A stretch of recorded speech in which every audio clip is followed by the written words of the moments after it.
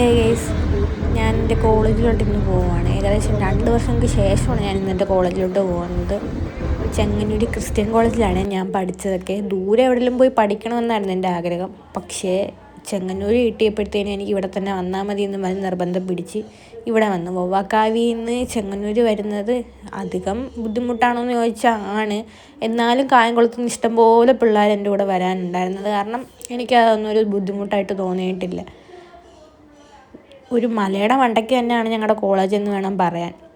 9:30-ക്ക് class തുടങ്ങുമെങ്കിലും 9:30-ക്കാണ് bus സ്റ്റോപ്പിൽ വരുന്നത്. ഞാനും എൻ്റെ കൂട്ടുകാരും കൂടി അടിയും തൂങ്ങിയും ഈ മലയുടെ മണ്ടയ്ക്ക് കയറി വരുമ്പോഴത്തേനും ഞങ്ങളുടെ HOD കയറി ക്ലാസ് പകുതിയാകും. ഞങ്ങളെ കുറച്ച് നേരം വെളിയിലൊക്കെ നിർത്തിയിട്ട് പുള്ളി പിന്നെ ക്ലാസ്സിലൊക്കെ കയറ്റും. അങ്ങനെ ഞാൻ പോയി ലൈബ്രറിയിലൊക്കെ പോയിരുന്ന് കുറേ നേരം എന്തൊക്കെയോ വായിച്ചുകൊണ്ടിരുന്നു. അത് കഴിഞ്ഞ് അവിടെ നിന്ന് നേരെ ഇറങ്ങി നിങ്ങളെയും കൂടെ വീഡിയോ കാണിക്കാമല്ലോ ഞങ്ങളുടെ കോളേജ് എന്നൊക്കെ പറഞ്ഞുകൊണ്ട് കോളേജിൻ്റെ അവിടെ ചുറ്റും നടന്ന് വീഡിയോ ഒക്കെ എടുത്തു. അപ്പം പുതിയ കെട്ടിടങ്ങളൊക്കെ കോളേജിൽ പണിതുന്നുണ്ട്.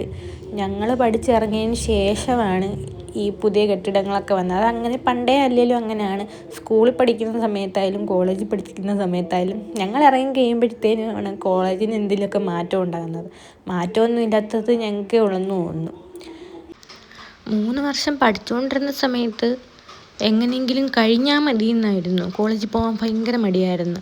മഴ സമയത്തൊക്കെ ആലപ്പുഴ ജില്ലയായതുകൊണ്ട് പിന്നെ അവധി ആയിക്കഴിഞ്ഞ് കഴിഞ്ഞാൽ പിന്നത്തെ ആഴ്ച പിന്നെ കോളേജിൽ പോവുകയേ വേണ്ട. ഞങ്ങളുടെ കോളേജിൽ ഫുള്ള് എന്ന് വെച്ചാൽ മൊത്തം പട്ടികളാണ്. ഇവിടെ കണ്ടോ, സൂം ചെയ്ത് കാണിക്കാം. എല്ലാവരും കാണും ഓരോന്നുങ്ങൾ. ഇവിടെ മൊത്തം നോക്കിയാലും മൊത്തം പട്ടികൾ. എവിടെ നോക്കിയാലും ഇവരാണ്. ഞങ്ങളുടെ സാറന്മാർക്ക് പൊതുവേ ഉള്ളൊരു പറച്ചിലാണ് ഞങ്ങൾ എവിടെയെങ്കിലുമൊക്കെ ഇങ്ങനെ പോയിരിക്കുമ്പോഴത്തേനും ഇവിടുത്തെ പട്ടികൾ ഇതിലും ഭേദമാണെന്നാണ്.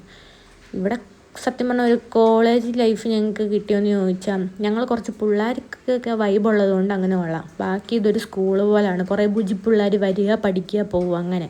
ഞാൻ കുറേ നേരം ചുറ്റിത്തിരിഞ്ഞ് നടന്നതിന് ശേഷം മാവേലിക്കര ചെന്ന് ചായയും കുടിച്ച് ഏത്തയ്ക്കാപ്പം തിന്ന് ഞാൻ വീട്ടിലും പോയി.